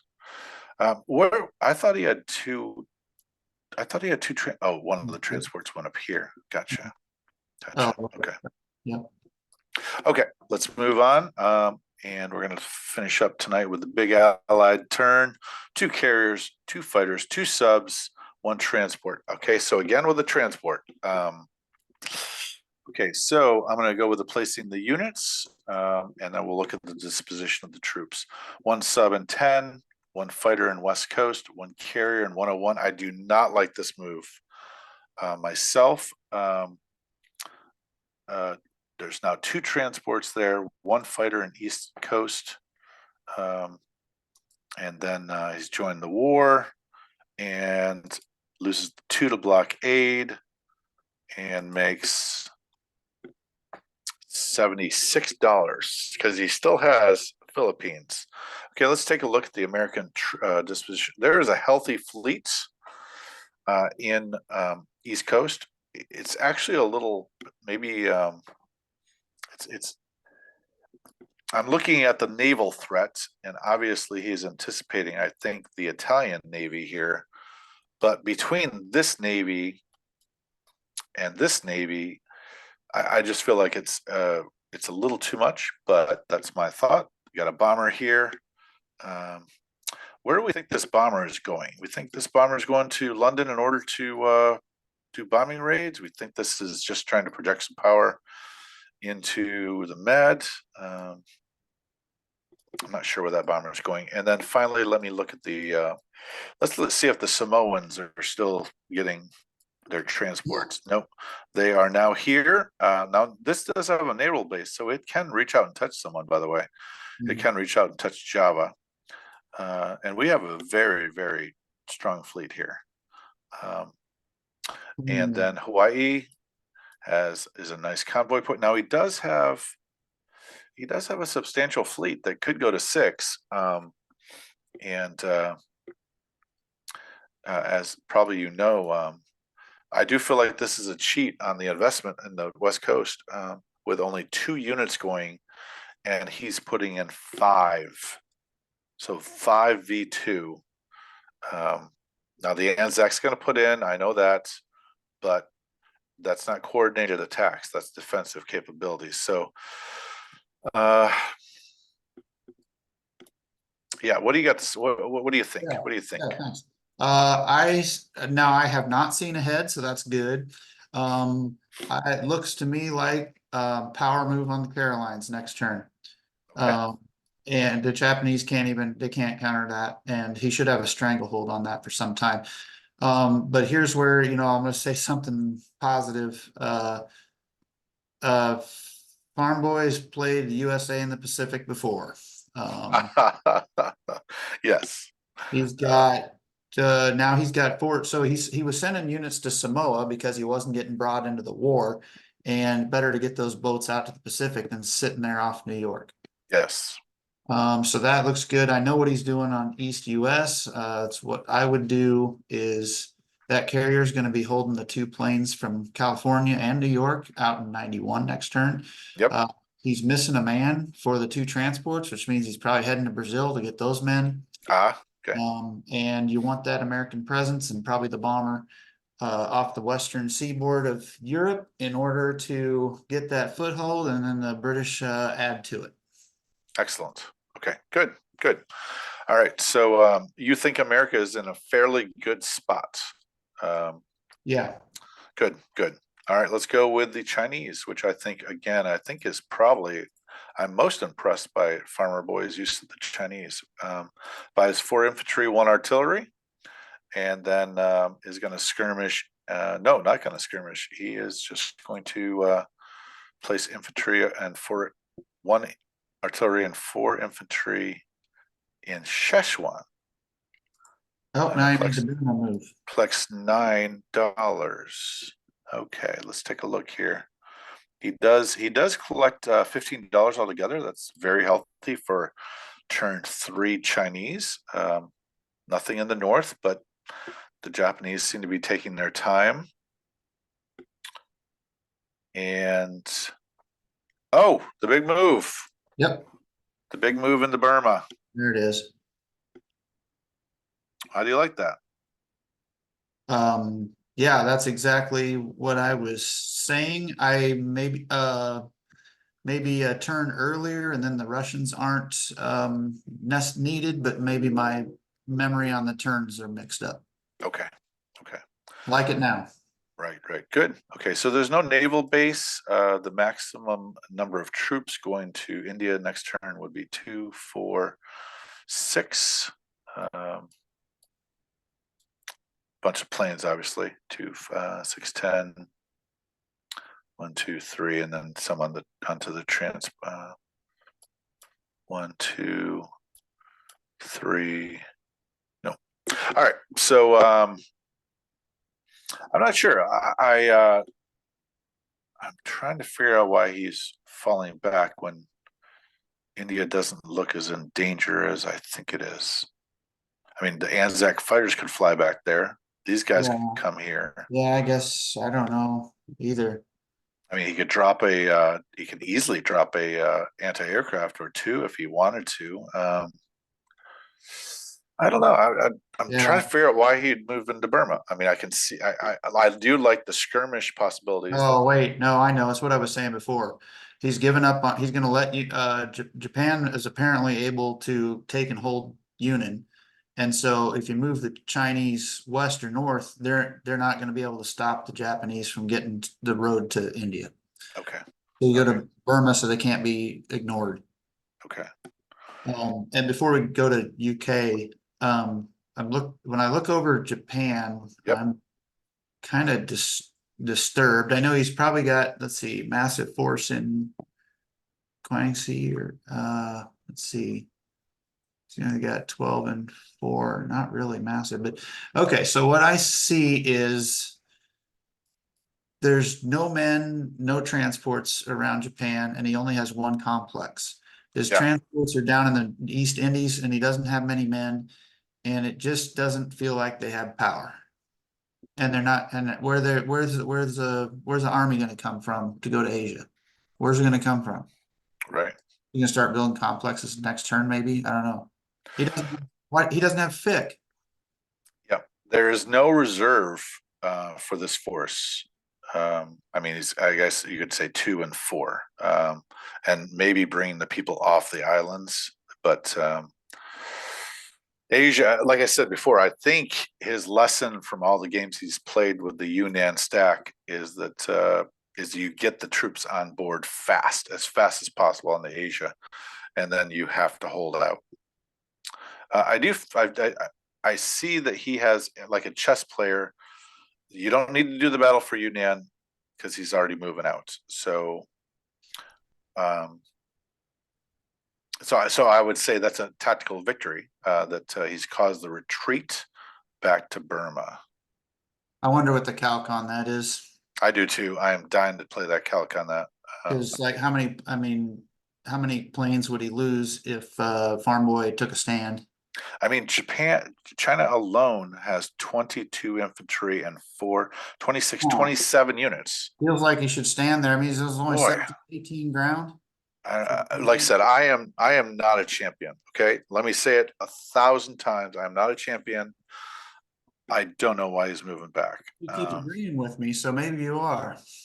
So by the way, if India makes $6 a turn, Yeah. which I think right now is making $6, if you keep China producing infantry, you actually produce a lot of infantry.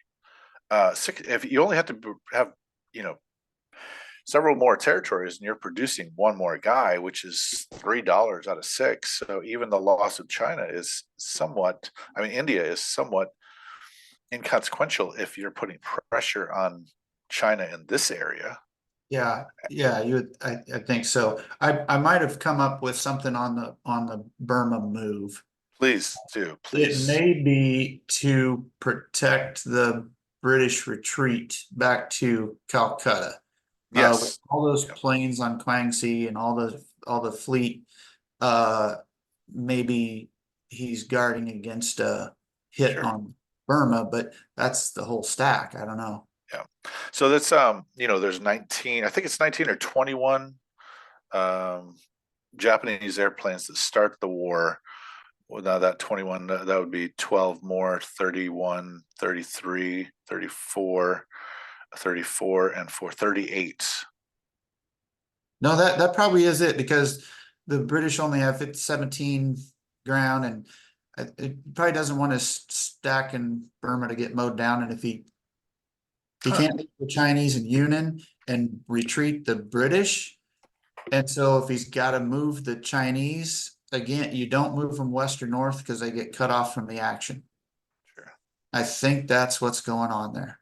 Okay. Okay. Well, we have to move on. We're Yep. almost at 2 hours. So, one artillery, one fighter, 4 infantry for the purchase, and one transport.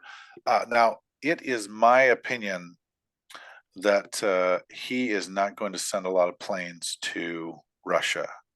I mean, if I was, normally speaking, I'm a Lend Lease kind of guy, but because of the situation that England is in right now, he is not able to send those planes to Russia. So Russia is on its own, in my opinion. 1 artillery, 5 infantry.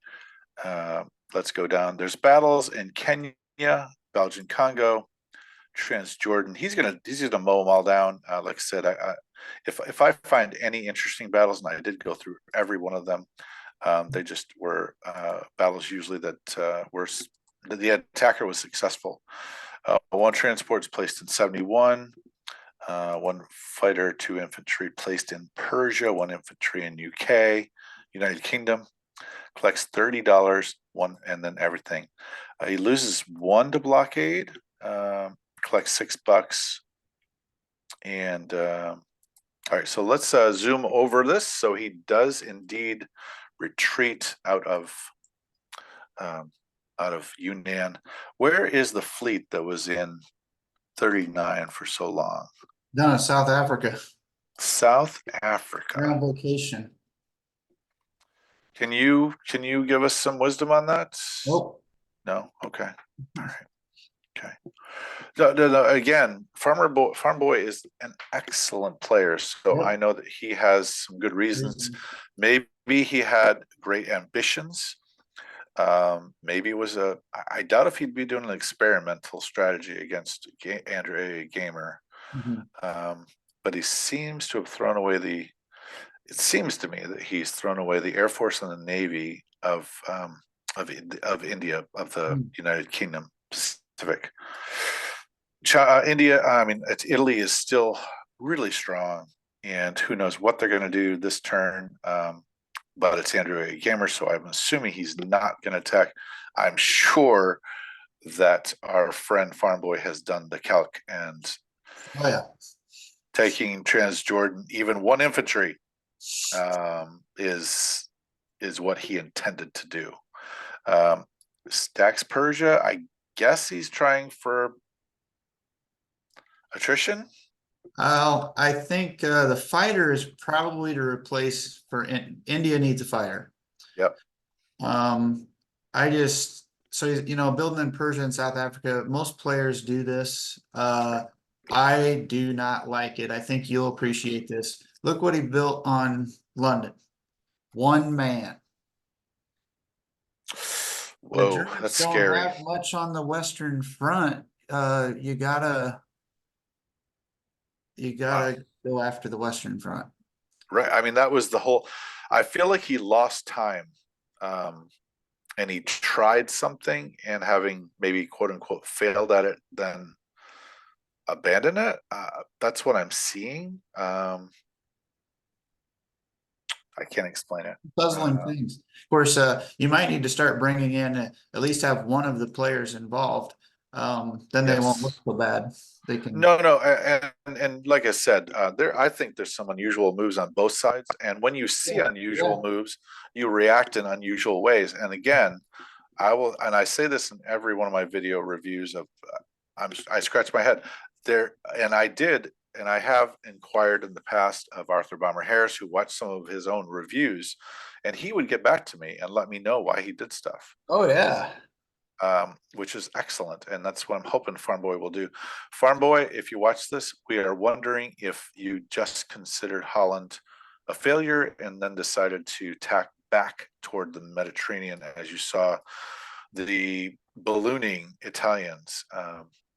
Real quick, let's just make sure we didn't miss anything. I mean, I think Egypt is going to hold despite all this pressure. I think Egypt is going to hold, and even I think Persia is going to hold. I would have expected all of these airplanes to go over here so that he could try to push them out, but it did not look like he was willing to take that risk. And that plane right there, that Russian plane, I think is probably the difference. So if we're talking about small things, and we're talking about AndrewAAgamer, 3 infantry, 1 bomber, 1 fighter, and that plane made all the difference. I'm curious to know what will happen because I just know the end result. That's all. Right. As through at the end of 2 and 2.5, I'm all allies. This is an allied win. They're up by more than 500 at the end of UK 3. That's a really good sign. And what their only threat is the German army coming on Moscow. I don't know how that turns out, but something goes wrong for the Allies. Apparently, something big. Yes. Like you said, Egypt should hold. Yep. Yeah. Okay, back to you. Oh, I was just gonna go to the placement. There is no combat for the Italians. Oh, you went past the The- UK. I'm sorry, did I? No, that's great. You're getting a little This carried was away, like you enjoy it or something. so believe it or not, at this point in time, Italy falls back into 3 infantry in southern France, 3 in southern Italy, and 3 in northern Italy. And I'm sitting here scratching my head going, I thought he had a lot of momentum. Uh, ends with $20, which is excellent. Um, but I guess I was a little surprised. I was, let's go. I'm sorry, did I mess something up there? No, he actually calls it all off. Yep, I had mean, to. yeah, Didn't want the 29%er. yeah. I mean that I thought I was back at round one, which is what it looks like. It looks like round one. That Um, is bad. That is a blow. so this was an amazing. I mean, it looked so dire, and Farmboy. Yeah. I mean, I'm not sure what happened with 110, but wow, it looked like the Middle East might crack. I mean, like Mount Doom crack, Mhm. and and he is defensive and huddled in 97, and his planes are even there. So wow. As far as can openers go, there's a can opener here in Bessarabia, and 2 infantry. So okay, let's go down to the end of the round, and we'll call it a day. This is there was I don't oh the purchase for the Anzac was, I just checked this out, 1 sub, 1 fighter, and 1 transport. So he's making a lot of money, and even at the end here, he's going to make $17. So good money, pretty good money for Anzac. Let's check out the French. Are still holding up in London. In fact, we could say that the French are holding London for the and this is interesting. He left these alone. So when you saw these up Yep. here, you assumed they would be taken out. He really wanted to go to 92 then. He really wanted to go to 92. He passed on the 93 fleet, and he now passes on the only German transport on the board. And the French are holding in Tunisia. They do not move forward. Okay. Let me just make sure that's the truth.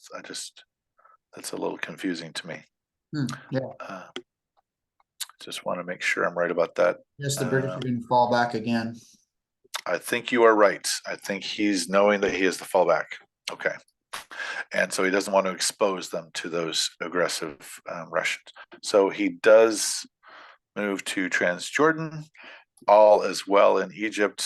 Everyone breathes a sigh of relief as the French are coming at the last moment. The battle kind of excitement's over, but they're moving into position. The French destroyer has already been used as a blocker. What about the Anzacs? They're holding fast in Egypt, and they retreat. Three Anzac planes. Where'd they go? Sinking. Reserve for Moscow if needed. Reserve for Moscow if needed. And wants the Russia NO, so they're probably going to the Middle East until needed in Russia. Gotcha. 1, 2, 3, 4. All right. And the Anzac troop is left behind. Is that a mistake? I don't know. No, All right. wow, the Anzac troop there is so valuable because Yeah. trying to trade with Japan and keep them from taking and holding a territory, you attack them with Britain, and you don't want to lose any planes, and you want to take in as few infantry as you can. So if you kill the Japan and he kills you, you can leave it empty and Anzac can walk into it. Right. And then the Japanese planes won't be able to land there. Right. So that is curious. Yeah. Okay, and then down here, we have Anzac over off New Zealand. Protective, I'm guessing. No bombers. 1, 2, 3. Hmm. Huh. Okay. Not exactly sure if you're that nervous. 1, 2. No, not sure what happened here with the Anzac destroyer cruiser. Uh, no, don't know. Sub fighter on one of the carriers. New fighter built. I don't see anything. It's always interesting to me about the math down here. When you pull the trigger, when you have enough, which choices of I like this purchase of a I like the purchase fighter sub transport. It puts a lot of pressure on all. It actually puts pressure with the transport up here, which he does have, puts pressure on all of these because the Americans can open into here, and if he moves out of these areas, he can go into these areas. So that's great. So what do you think? End of round 3. I'm going to close this up right here. You're still impressed by the Allied position. Yep, I'd really like to take that position if I had to pick one. Not sure why there's not a complex in Queensland yet with all that money. I think he bought a cruiser one turn, which is interesting. Look, Go ahead. Sorry, I was just trying to expand it. Oh, there it is. Trying to blow it up a little bit. Yeah, I mean, you've got no threat of the Japanese coming for a long time, so you don't need to be building up ground forces. But of course, the complex in Queensland lets you build ships right into there at the naval. Yes. And with the Good. Japanese having no business with Australia for some time, I'm not sure why we're not seeing that. And the last thing is, I want to talk about Holland. Hollands. Let's talk about Hollands. German 3 combat. Let's look at what happened after Farmboy perplexed us and attacked Holland complete with aircraft and let Normandy go. That's German 3, the retaking of Holland or the Taking of Holland, yes, exactly. okay. Okay, right here. Battle in Holland. Okay, check this out. So the Andrew attacks 3 infantry with 5 ground units and a bomber. 3 of those ground units are quality. Yeah, they are. And so he didn't have enough infantry in Western Europe, and he had no planes. They're all off on an adventure down in Iraq. Right. So he only had 1 bomber. I think he used the bomber for something else. Probably should have been here too, but this is the type of battle that you do not want to happen. Now, a lot of players will overbuy infantry in Western Europe early because they're afraid of the Allies getting a landing. The most effective that I've seen way to deal with the Allies early on is to have air power at Western Europe that can take back Holland, Normandy, or Norway with minimal infantry. Sure. This hurts to see these 5 units moving into Holland, not a hit and run. They're there to take and hold, and then they're going to get murdered on a counterattack, except Farmboy for some reason doesn't do that. He needed to go to the med or something, and I'm not going to doubt his judgment. He owned me last December. Sure.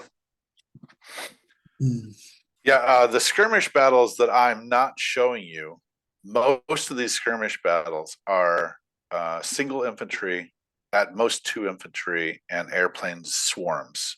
That's generally the preferred method of skirmishing, where low value territories, you don't want to lock up too many infantry in those battles, and you want them over in one round. So that is that a lot of the skirmish battles that I'm not showing you, that's the case. That's what we're talking about. Yeah, it's a great game. Interesting things going on.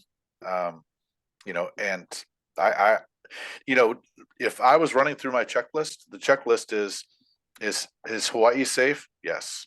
Is Calcutta safe? Looks pretty good. Is Moscow safe? Yes. Is Egypt safe? Yes. Is London safe? Currently, yes. Do I have a toe-to-toe force with the Japanese Navy? Yes. So if I ran through those checklists, I'd say, wow, I'm feeling pretty good. And the coup de grace, I think, was seeing that the Italian retreat. That was impressive. Really, that was a moment in the game in the I third think round here. there were two things that Farmboy did there. Even though he didn't put the complex there like we were dying for, two things. He let the fleet in 93 go as a sitting bleeding duck, and he didn't send anything after it. He flew every plane to Egypt, which was needed. And the second is he didn't go for any of those three small armies that were surrounding him. He knew he couldn't leave and hit one because the Italians move in, the Germans Air Force lands on Egypt, you're never getting it back. Right. Yep. That was expert knowledge and experience there.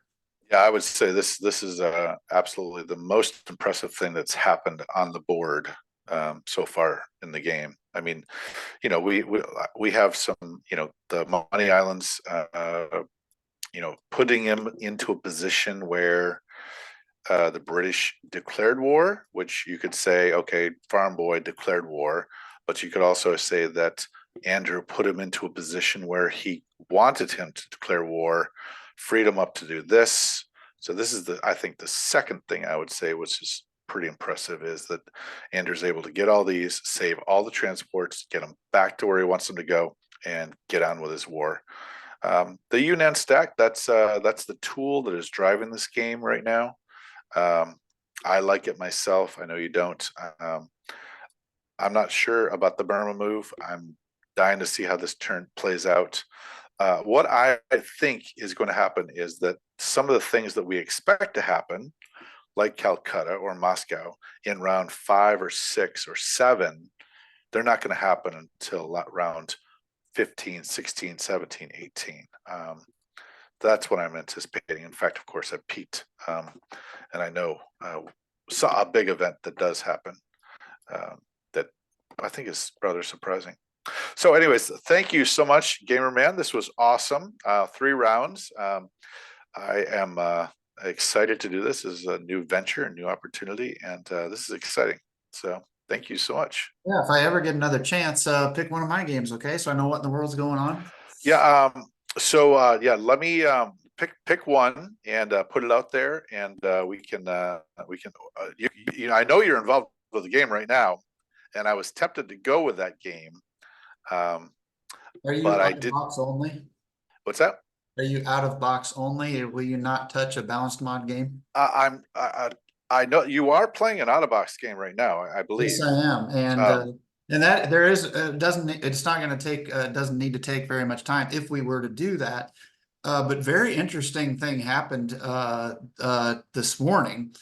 I had just noticed that he'd left Sea Lion open. I bought 8 transports, and he said it doesn't look like this game's going to last very long. Well, I thought I was being suffocated in multiple places on the board. I'm not sure a successful Sea Lion is going to turn it all around, but he has experience with that. Said, yeah, this isn't going to last long because you said you've got into Russia, and yeah, you're going to get London. He has a massive force of naval and ground at Egypt, and of course it's never going to be able to buy a unit. So and we're on a fancy strange map. So that was Oh, UDH, fun. UHD. Yeah, Yes, we're on UHD. So that'd be great if you were to want to do that. Or I yeah, mean, I played Farmboy in the championship game, 17 rounds, yep. and it was a great game. And he used this long, slow Python method, and once I couldn't hold Moscow anymore, it was over. Okay, But a lot of good stuff happening in there, of course. good. You'll have to with the balance mode. You'd have to walk me through a little bit. I'm trying to what I'm trying to do. One of the things I'm trying to do is that I will introduce players to alternatives, but I want to also come back to the root of the tree or the trunk of the tree, so we can talk about the same thing.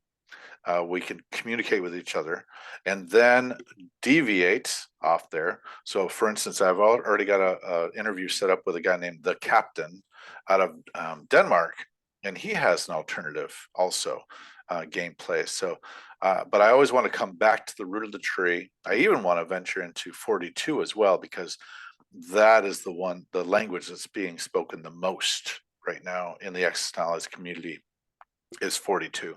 So those are some ideas that I have. Try to grow the game and grow the league too. Mhm. So, well, thank you so much. This was awesome. I loved it. Thank It was, you. like I said, Farm Boy and Andrew, you guys are brilliant. We don't understand everything you did there. We are not doubting your genius. I mean, I thought that what Andrew was doing around Egypt looked like it was the nastiest takedown ever. But Farm Boy, you pulled it out. Like I said, that's just an amazing moment in the game. So, well, thank you so much. And it's now 2 hours and 6 minutes of two guys sitting around talking about Axis to allies. That's how So, long it would have taken for me to do my move against Adam tonight anyway. So, all right. Well, thank you, sir. Have a good night. too. I'm going to end this and I'll chat with you just for a second. I'm going to end Oh, okay. recording, which is right here. Stop recording. Good night. Good night, people. Crack 36 out. Cancel. Do we sure?